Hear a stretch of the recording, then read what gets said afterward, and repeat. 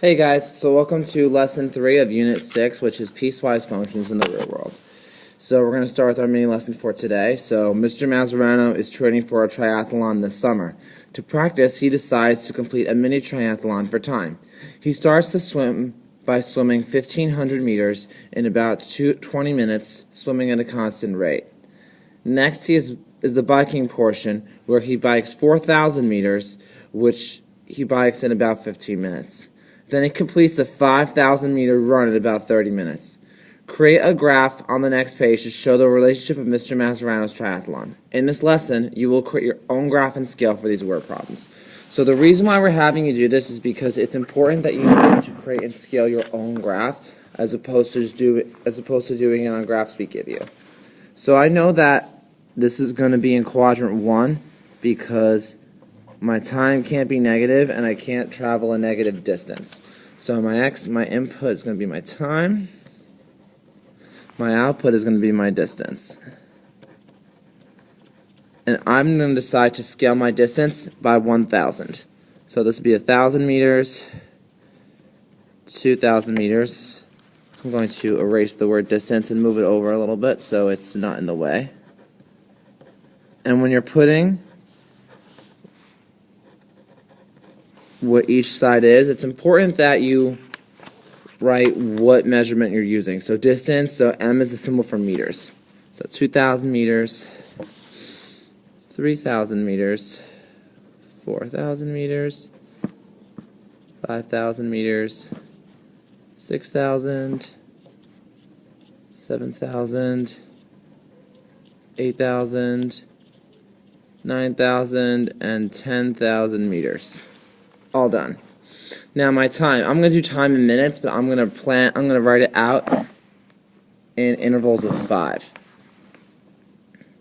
So we got 5 minutes, 10, 15, 20, 25, 30.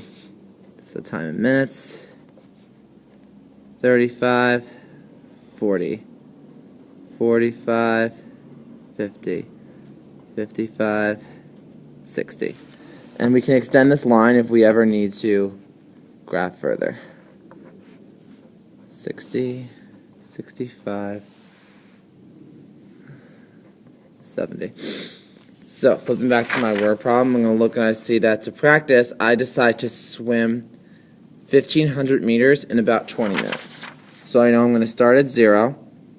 So now in 20 minutes, I swim about 1,500 meters, so that'd be halfway between 1,000 and 2,000. So if I draw my line, I know that this interval represents my swim. Next piece.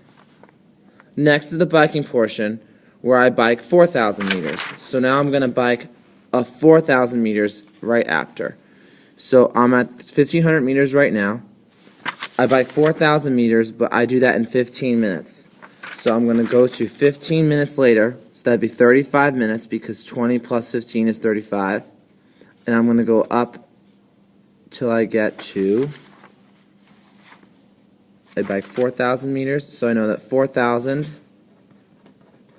plus 1,500 is going to give me 5,500. So I know that after another 15 minutes of biking,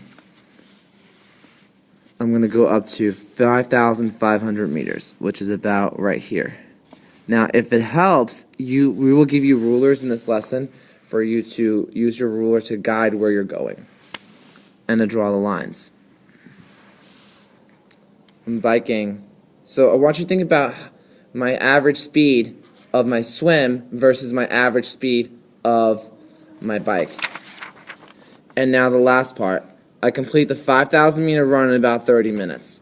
So I know that I'm going to graph another 5,000 meters, which is going to give me 10,500 meters for my total distance. And I do that in 30 minutes. So I'm at 35 minutes now. So another 30 minutes would be 65 minutes. I'm going to go to 10,500. So that's just a little bit above the 10,000 mark. And I'm going to continue my line. And that's the end of my race. So, which part of the triathlon has the greatest average speed? How do you come up with it? So, you're going to look at the swim, we're going to look at the bike, and we're going to look at the run. I want you to pause this video for about 5 seconds and think about that and try to answer on your own. So, if you look at the average speed, there's several ways to do it. You can take the average rate of change at each interval by taking the slope from 0 to 20, the slope from 20 to 35, and the slope from 35 to 65. However, you can tell by looking at the graph visually. We can say the bike has the greatest average speed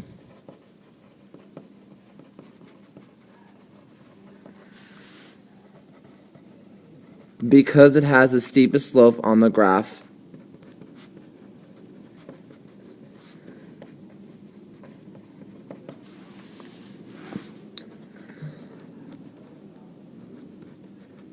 Of distance versus time.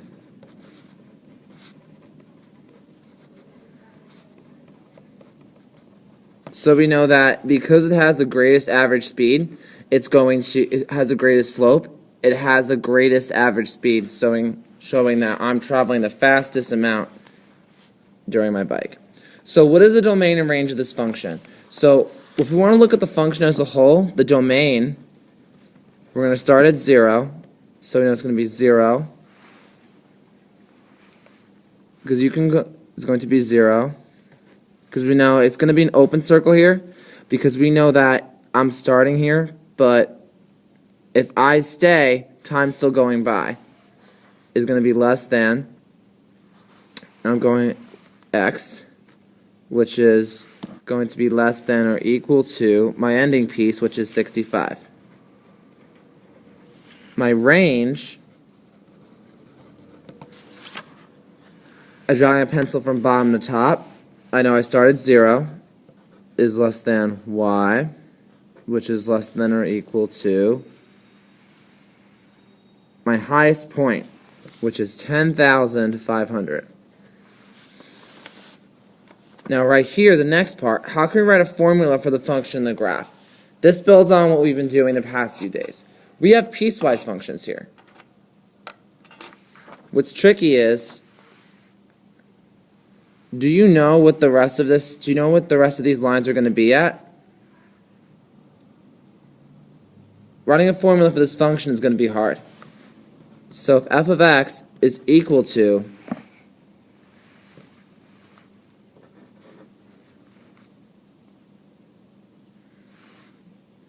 we know we're going to have 3 different intervals, the swim, the bike, and the run. The swim, we know we're going up 1,000 over 20. That's my slope. 1,000 over 20x, where 0 is less than x, which is less than or equal to 20. We know from 0 to 20, that's my equation. So if I want to find the slope of the rest of these lines, I have to extend these lines all the way until I hit the y-axis. Now without a perfect graph, that's not going to be easy to do. Other ways you can do it would be with the point-slope formula, which I want you guys to work with on your own. Y minus y1 equals m times x minus x1. So what this formula does is, if you can get the slope at any point you choose, you can find the equation of the line. So I will do that for the bike for you. So no, my slope is going to be, for the bike, it's going to be 5,500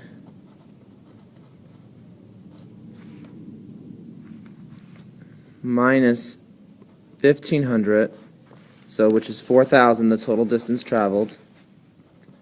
4,000 divided by 15 times x minus, I'm going to pick any point I want on this domain.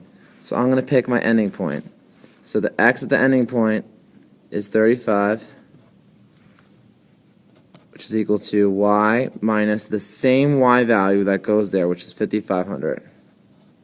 And if you use this formula and simplify, you can find what the formula is, because you would simplify the expression and distribute, and then add the 5,500. And you could do that for the rest of the intervals. So how would the graph of this function change if I were to start 10 minutes later than the rest of the triathletes? Create a new graph of the change of the function. So if I were to start 10 minutes later, how would this work? I'm going to create my graph. 5, 10, 15, 20, 25, 30, 35, 40, 50.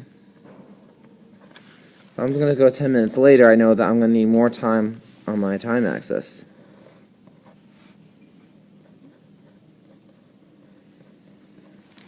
So if I'm starting 10 minutes later, I know that I'm not going to start my graph at 0, I'm going to start my graph at 10 instead.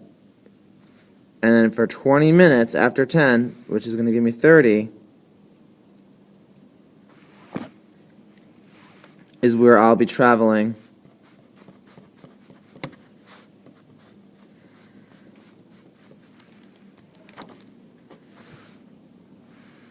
my 1,500 yards. So I want you to finish this graph and move into your check for understanding.